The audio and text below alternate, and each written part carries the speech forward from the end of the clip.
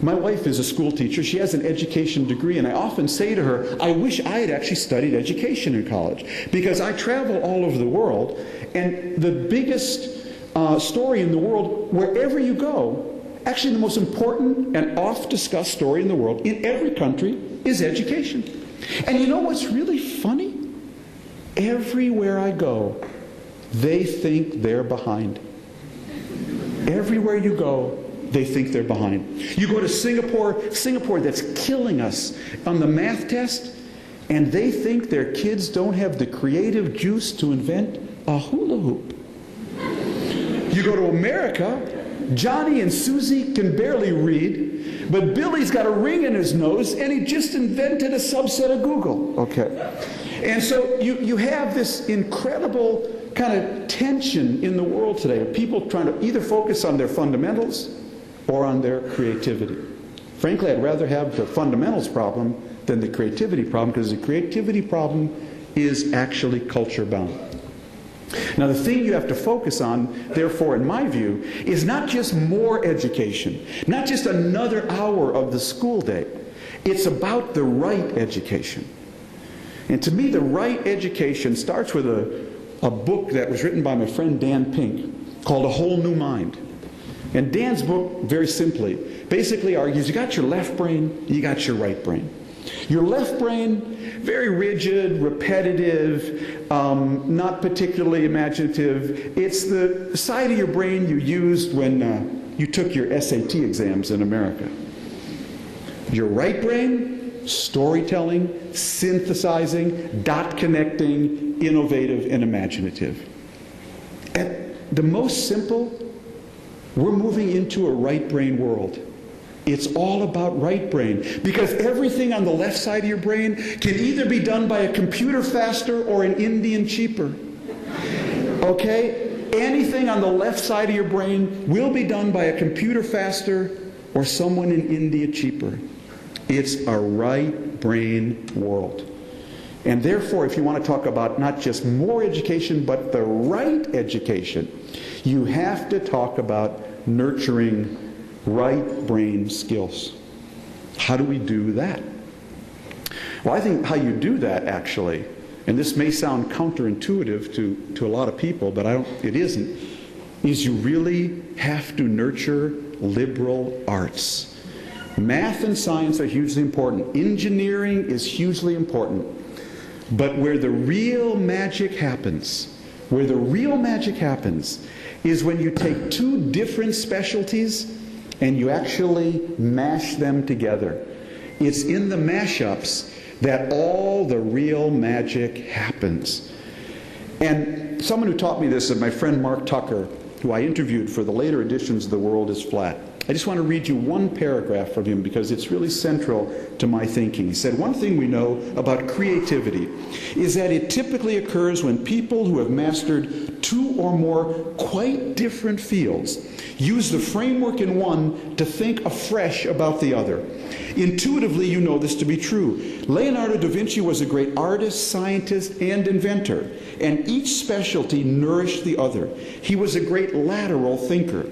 But if you spend your whole life in one silo, you will never have the mental agility to do the synthesis or connect the dots, which is usually where the great breakthroughs can be found. I don't know how many of you have ever looked on YouTube or read Steve Jobs' graduation speech at Stanford 3 years ago. But he really tells this wonderful story. Steve Jobs, the founder of Apple. He went to a small liberal arts college in Portland, Oregon called Reed College. And he dropped out after one semester. He couldn't stand it. But he had nowhere to go, so he slept on the floor of a Hare Krishna temple. And he decided to take all the courses at Reed, or one of the courses he always wanted to take, but never thought he could fit in. He took a course in calligraphy. And he learned, as he tells the story, the beauty of typeface, serif and sans serif type. And 10 years later, he said, it all went into the first Mac keyboard. And the reason the Mac keyboard was so much more exciting than the Wintel keyboard, the first keyboard to really take typeface seriously, was because Steve Jobs dropped out of Reed College and took a course in calligraphy. You never know where the juice is going to come from. And that's why liberal arts, music, dance, literature, they are just as important as math and science. I'll give you one more example before I close, and it's my friend Wayne Clough, who was the president of Georgia Tech University. Georgia Tech is one of our technions, a very good engineering school in Atlanta. And Georgia Tech, 10 years ago, had a huge problem. They had a graduation rate of a little more than 60%. The university had a tradition, in fact, they'd line people up the first day, they would say, look left, look right, only one of you will be here in 4 years. What a wonderful way to encourage kids to learn. So Wayne Clough took over Georgia Tech with the aim of improving graduation matriculation rates. And he spent a while trying to figure out what was wrong, and he was an engineer, thinking about the engineers he had worked with, who he thought were the most creative. And they weren't always, in fact, they were rarely the smartest. They weren't always the ones that had the right answer, but they were the ones who asked the most interesting questions and who were the most collaborative with their colleagues. And so on a complete flyer, actually it was an accident because the Atlanta Olympics had just happened, and he inherited all the instruments from the Olympic band. And on a whim, he basically, more than a whim, on an intuition, changed the admission requirements to Georgia Tech to say the following: we will give a very, very high preference for admission to Georgia Tech to anyone who plays a musical instrument, sings in a choir, is in a band, or plays on a sports team. Today, graduation rates at Georgia Tech are almost 80%, and the biggest problem Wayne Clough has is finding recital rooms for the multiple choirs, bands, and orchestras that now populate the campus of Georgia Tech. We're talking Georgia Tech, and they have like 4 chamber orchestras today. So yes, we want to get more rigorous and more math and more science, but the juice comes from the mashups. Let me end by telling you about my trip here to Israel. I had a very interesting day a couple days ago. I went up and visited Iskar in Tefin. I always wanted to meet Eitan Wertheimer, and I wanted to see with my own eyes the first company that Warren Buffett ever bought overseas. I went up there. It was amazing to see their campus. And Eitan was telling me the story. I said, Eitan, you closed the deal.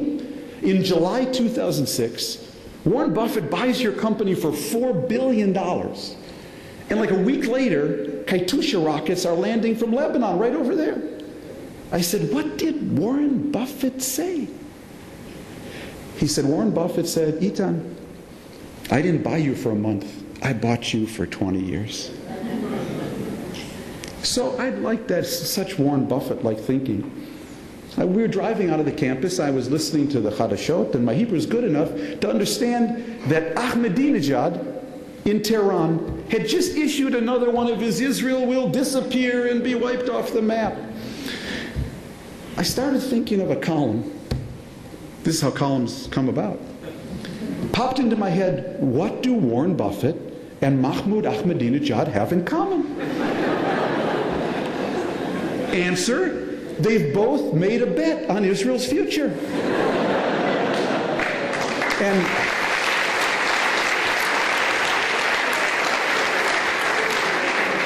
from everything I've seen here, and when I see conferences like this, I will tell you the bet I've made. I'm long Warren Buffett, and I'm short Ahmadinejad. Thank you very much.